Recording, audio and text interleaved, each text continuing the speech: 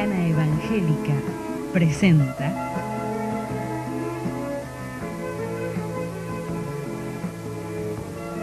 Mirando la Vida, un programa que da respuestas a tus inquietudes. Hola amigos, ¿cómo están? Esa es la pregunta nuestra de siempre, ¿no es cierto? Bueno, nosotros con placer estamos en este lugar para hablar de esta persona maravillosa que nosotros conocemos, que la tenemos en el corazón y que es Dios mismo.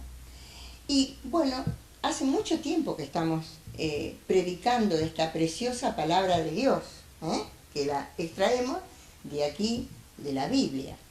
Y hoy nos toca un temita muy especial para nosotros. Queremos de alguna manera presentarles a este Dios maravilloso en el cual creemos. Es lo que nosotros llamamos una declaración de nuestra fe. Entonces, si usted tiene una Biblia en su mano, búsquela. Sáquele el polvo que a veces está en alguna biblioteca guardada y lamentablemente no se lo ve. Pero hay una riqueza insondable en este precioso libro que podemos leer. Y hoy vamos a presentar a uno de nuestros pastores en la iglesia, él es Adolfo Abal, y con él vamos a tener esta charla, pero que por supuesto es toda sacada de la palabra de Dios. Adolfo, bienvenido al programa. Muchas gracias. Un gusto de realmente, estar después de algún tiempo con ustedes. Bueno, y entonces yo te voy a hacer una pregunta. ¿Quién es Dios? ¿Podés contestarme? No, muy buena pregunta, que por supuesto tenemos que buscar en las Sagradas Escrituras la respuesta, ¿no? Exacto. Pero yo diría primero que nuestros televidentes, después de tantos años de estar en televisión, de expresar nuestra fe, creo que nos identifican como cristianos evangélicos. Uh-huh. Y me gustaría explicar un poquito esto, Perfecto. porque esto creo que va a ayudar a traer claridad.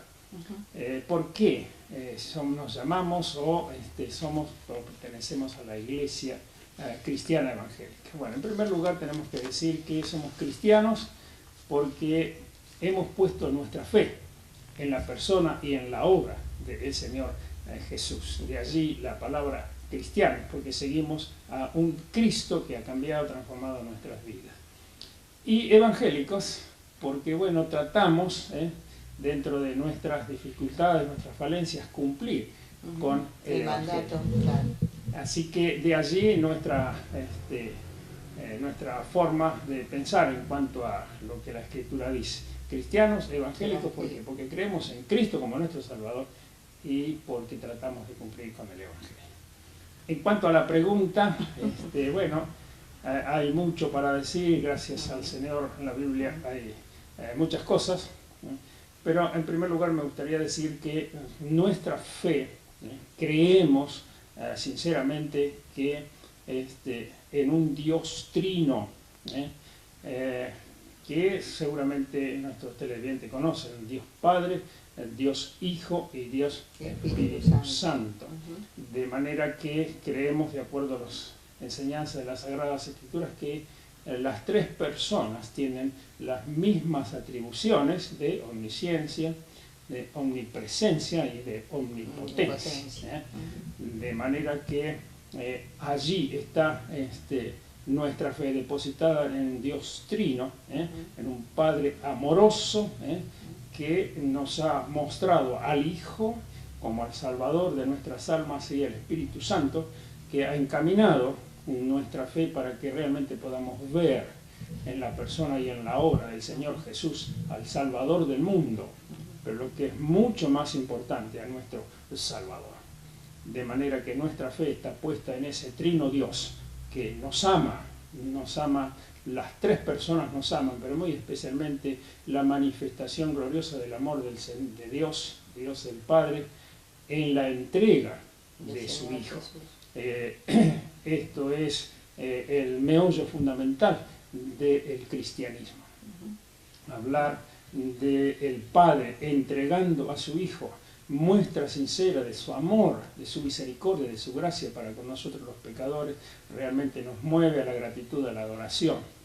Así que estamos creyendo en un Padre amoroso que un día, viendo nuestra posición caída de pecadores, destituidos de la gloria de Dios, envía a su Hijo, y le recordamos en todas las Navidades. Bueno, ya estamos prontos a una nueva Navidad y allí hemos de recordar a ese Hijo dado, naciendo de la Virgen María. Creemos que ha sido un amor práctico de Dios entregando a su Hijo, trayéndole hasta el mundo, dándole forma humana para que nosotros pudiéramos entender a ese Dios tan grande, tan inmenso. Perdóname, vos mencionaste a la Virgen María. Sí. Y bueno, muchas veces la llaman muchas personas intercesora ante Dios, pero realmente, ¿cómo es esto, Adolfo? Bueno, nosotros creemos en la Virgen María como la Madre del Señor Jesús, que es la mujer bendita que el Señor eligió para que naciera el Hijo de Dios. Un instrumento, digamos, que Dios eligió para que en su vientre se gestara este niño. Así es, porque esto es lo que dice las Sagradas Escrituras, lo podemos leer en el Evangelio de Mateo, el Evangelio de Lucas, es muy claro todo esto, así que no hay dudas en todo esto. Creemos en la Virgen María como aquella mujer elegida para que viniese al mundo el Salvador del mundo. Pero en cuanto a tu pregunta, como intercesora, bueno, esto no lo vemos en las Sagradas Escrituras. Creo que por el contrario podríamos mencionar Primera de Timoteo, capítulo 2, donde es claro que el mediador, el único mediador entre Dios y los hombres es Jesucristo. Damos gracias al Señor por la madre que tuvo, ¿no? Piadosa. Pero en cuanto a la intercesión entre Dios y el hombre a causa de su pecado, no hay otro que no sea el Señor Jesús. Él es el único pontífice que puede acercar, haciendo un puente al hombre con Dios. Y esto tiene que ver con el trabajo precioso del Señor Jesús en la cruz del Calvario. Yo te voy a hacer otra pregunta. Cuando vamos a la escuela y bueno, se habla de la creación, que evolucionó, ¿cómo es esto de la creación? Que nos habla la palabra de Dios. Bueno, hemos hablado de un trino Dios, de un Padre que mostró su grandeza, hemos hablado de su omnisciencia y de su omnipotencia. Todo esto ha sido, todo lo que nosotros podemos ver, lo que nuestros ojos pueden apreciar, tienen que ver con esa creación maravillosa de Dios. Y esto no podemos tener ninguna duda. El apóstol Pablo lo hace muy claro cuando escribe a los romanos en el capítulo 1, donde dice claramente que la deidad de Dios se hace visible por las cosas hechas de tal manera que el hombre no tiene excusas para decir que no hay Dios. Así que hay un testimonio, diría yo, general de ese Dios potente, poderoso, creador, pero además hay una manifestación personal en el envío de su Hijo para que Él mostrara el amor de Dios y llegando a la cruz pudiera obtener una salvación preciosa. Así que hay una manifestación general de la creación que nos habla de Dios, pero hay una manifestación personal para cada uno en el envío de su Hijo a este mundo. Bueno, vos hablaste de que Dios es un Dios tripartito, tres personas en una. Realmente lo creemos por fe, pero nuestra mente es tan finita que no lo podemos entender, ni intentamos entenderlo. Pero bueno, hay un acto en la salvación del hombre que viene, describímelo, cómo es Dios Padre, Dios Hijo y Dios Espíritu, que llega al hombre. Está bien. Yo quiero darle base bíblica a lo que estamos diciendo, porque el apóstol Pablo, en sus cartas a las distintas iglesias, habla de este trino Dios. Y me gusta, por lo menos para mí, en la expresión del apóstol Pablo cuando le escribe a los Corintios, en la segunda carta, en el capítulo 13, dice en el verso 14, la gracia del Señor Jesucristo, el amor de Dios y la comunión del Espíritu Santo sea con todos vosotros. Amén. Aquí tenemos a un texto que nos habla de ese trino Dios, de los muchos que hay en las Sagradas Escrituras. Pero bueno, es difícil que podamos entender con nuestras mentes finitas de ese trino Dios. Pero sin embargo, hay manifestaciones, hablábamos recién de la creación, hablábamos también de la manifestación del amor de Dios en el Hijo, y esto tiene que ver muy especialmente con nosotros. Esto lo podemos entender cuando, con nuestra fe puesta en la persona del Señor Jesús, hay cambios, hay transformaciones en nuestras vidas. Dios cambia la mente para que también cambien los pensamientos y la visión de Dios, y para que también así cambien las conductas de los seres humanos. Esta es una experiencia preciosa que nos habla de ese Dios maravilloso en la persona de su Hijo, como el único, como el suficiente Salvador. Y del Espíritu Santo, bueno, podemos decir que es el que vive en el creyente que ha puesto su fe en la persona del Señor Jesús. Es el mismo momento en que acepta a Jesús como a su Salvador. El Espíritu Santo entra a morar. Esta era la promesa del Señor Jesús en el Evangelio de Juan, capítulo 16. Él estará con vosotros y en vosotros. Exactamente. Así que esto es una realidad, una experiencia que nos ayuda a entender un poquito ese trino Dios. También aquí mismo en el capítulo 16 de Juan y el versículo 13 dice que el Espíritu Santo, lo voy a leer, dice, pero cuando venga el Espíritu de verdad, Él nos guiará a toda verdad, porque no hablará por su propia cuenta, sino que hablará todo lo que oyere y os hará saber las cosas que habrán de venir. Correcto. Como aparte ese Espíritu que vive, que mora, que habita permanentemente. Morar es una cosa que está siempre, se instala y no se mueve más. Y que Él nos ayuda a entender este precioso libro. Muchas veces escuchamos de personas que nos dicen, yo leo la Biblia, pero no la entiendo. Y reconocemos que es verdad, porque tiene que estar el Espíritu Santo de Dios mismo en nosotros para que arroje luz y nos enseñe toda verdad. Igualmente hay cosas que no vamos a entender hasta que no estemos en la presencia de Dios, pero Dios aquello que arroja necesitamos luz. ahora, Claro, mientras estamos para vivir aquí en en este este mundo, cuerpo, esto lo vamos a entender y lo vamos a disfrutar. El Señor Jesús, en la promesa que vos decías, Él dice en el verso 26, 14-26, dice que cuando venga el Espíritu, Él os enseñará y os recordará todo lo que yo os he dicho. Es decir, esta es una de las funciones preciosas del Espíritu Santo en el creyente. Claro que sí. Bueno, Adolfo, vamos a hacer una pausita, escuchamos a nuestros auspiciantes y luego volvemos. Espérennos.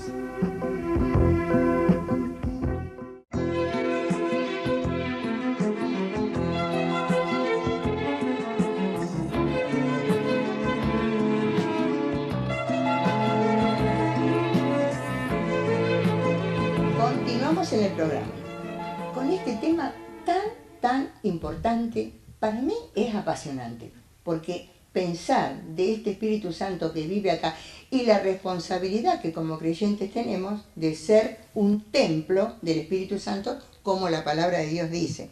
Pero miren, en el capítulo 16 de San Juan y el versículo 7 dice, pero yo os digo la verdad, os conviene que yo me vaya, decía el Señor Jesucristo a sus discípulos antes de ascender a la gloria.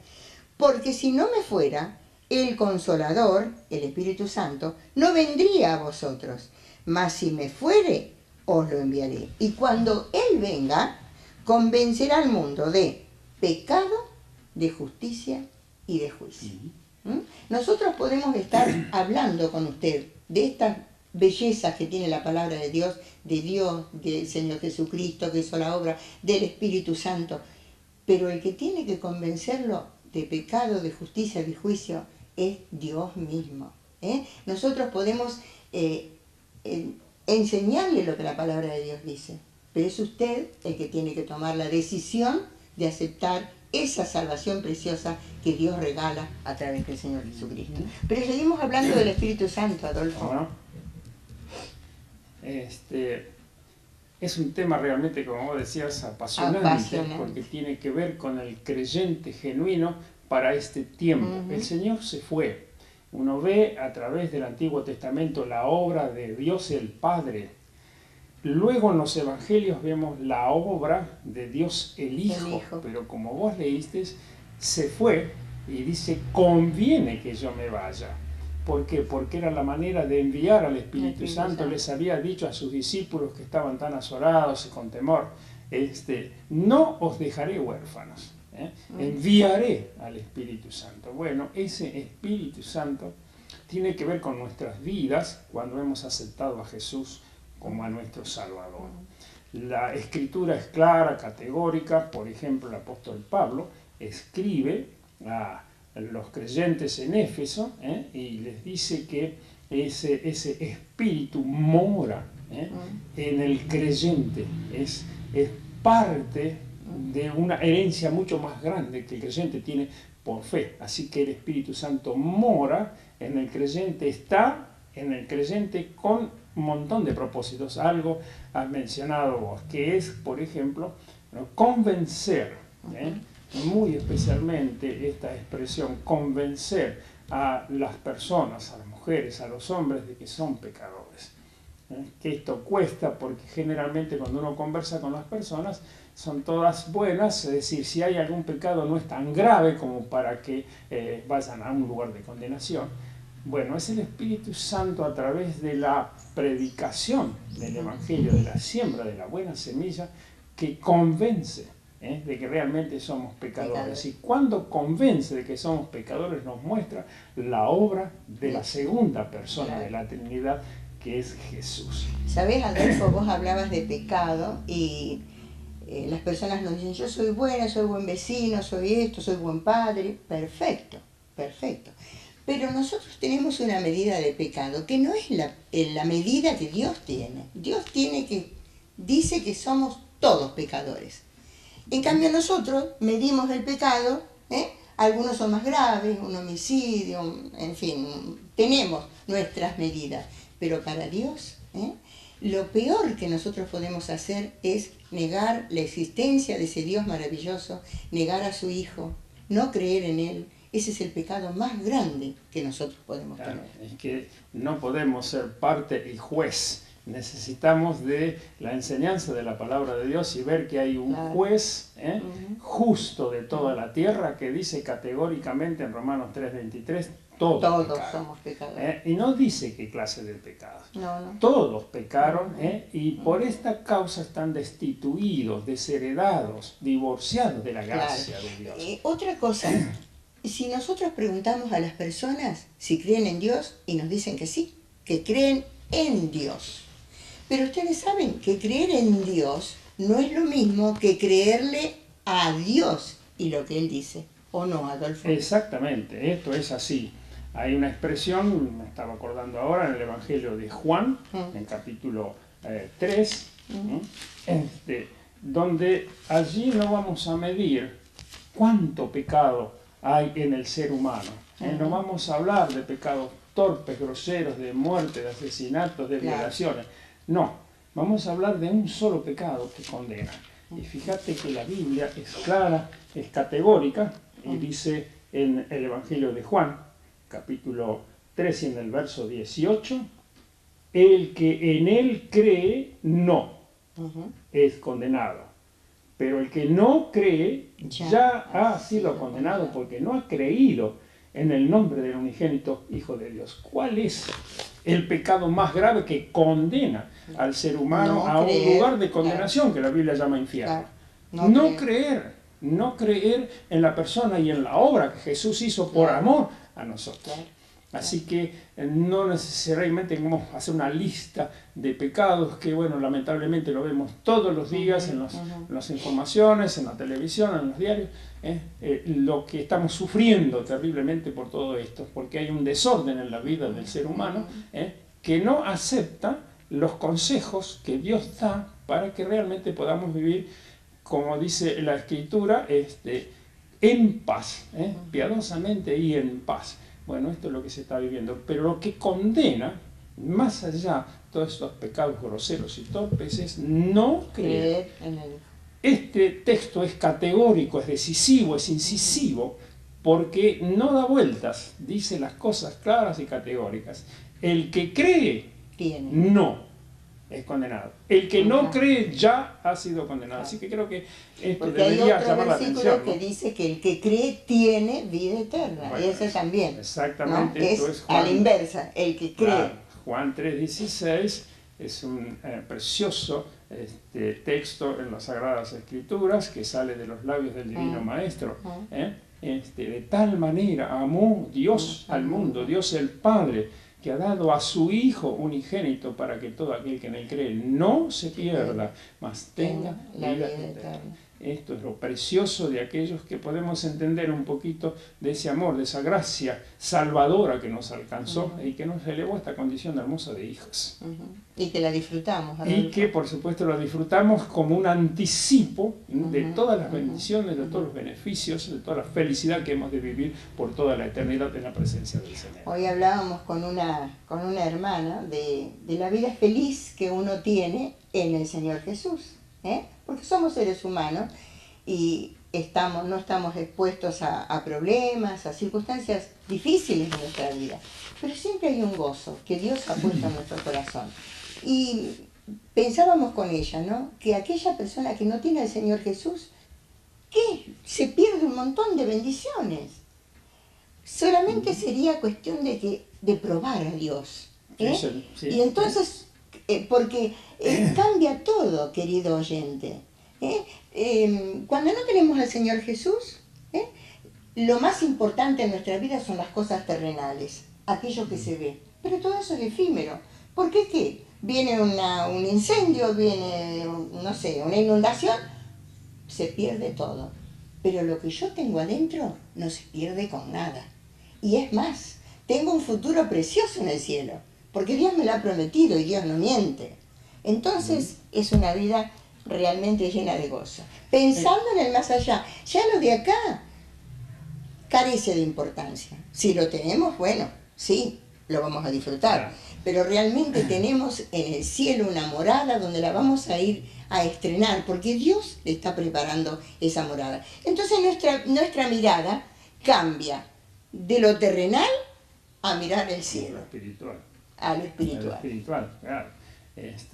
Realmente es maravilloso lo que Dios ha hecho, porque nos ha llenado de gozo, de alegría, de paz, de una esperanza que más de un cántico, que no como nos gusta cantar. De un cántico de alabanza, de adoración a Dios por todo lo que ha hecho en nuestras vidas. Exacto. Así que la presencia del Espíritu Santo muestra en el creyente que hay cambios fundamentales que no consigue la moralidad, que no consigue las ciencias, y que solo viene de parte de Dios. Cuando uno ha conocido y ha reconocido a Cristo como a su Salvador, en ese momento el Espíritu Santo hace posesión del creyente para esto, para enseñarle, para protegerle, para cuidarle. Para fortalecerlo, muy especialmente a mí me gusta una expresión que tenemos en Primera de Juan capítulo 2, donde aparece el Espíritu Santo como un maestro. Él os enseñará, decía el Señor Jesús, y Juan toma esa expresión y dice que la unción que vosotros tenéis de Dios, en la unción, el Espíritu Santo, Él os enseña y no tenéis necesidad de que otro te enseñe. Así que esa actividad extraordinaria del Espíritu Santo es maravilloso en aquellos que ya le tienen, ya le poseen en el corazón. Y además, bueno, como fortaleza. El tiempo se nos va. ¿Cómo hago para tener el Espíritu Santo en mi corazón? O en el corazón del creyente. Algo hemos dicho. Yo diría a nuestros televidentes que solamente es la fe puesta en la persona del Señor Jesús que hace posible el cambio en nuestras vidas. Lo demás lo hace Dios. Cuando uno lee el Evangelio de Juan, capítulo 1 y verso 12, dice que aquellos que le recibieron, le reconocen como a su Salvador, le recibieron, Dios, allí recién Dios empieza a actuar cuando uno pone la fe en la persona del Señor Jesús. Dios, dice allí, les da la facultad o la potestad de ser hechos hijos de Dios. Y estos, dice, no son engendrados de carne y sangre como hacemos nosotros el ser humano, sino que son engendrados por Dios. Esos hijos son los que tienen el Espíritu Santo y que les hace que puedan andar en el mundo de tantas dificultades, de tantos problemas, con gozo, con alegría, con canto, como vos decías. Así Hermoso. que yo le diría a nuestros televidentes, acepten a Jesús como a su Salvador y todos estos beneficios de los cuales hemos estado hablando también serán de nuestros amigos. Somos gente privilegiada, tenemos dos hermosas familias, una en la tierra, y somos hijos del mismo Padre, así que tenemos una familia preciosa, la familia de Dios. ¿Quiere usted pertenecer a esta familia preciosa? Bueno, como decía Adolfo, acepte al Señor Jesús y su obra para usted. Será hasta nuestro próximo programa, pero antes le agradecemos a Adolfo que ha estado con nosotros hablando de estas verdades tan preciosas que contiene la palabra de Dios. Y esto es así chiquitito, hay tanto más que no nos alcanzaría el tiempo del mundo para hablar de Dios y para agradecerle todo lo que Él ha hecho, hace y aún hará por cada uno de sus hijos. Hasta nuestro próximo programa.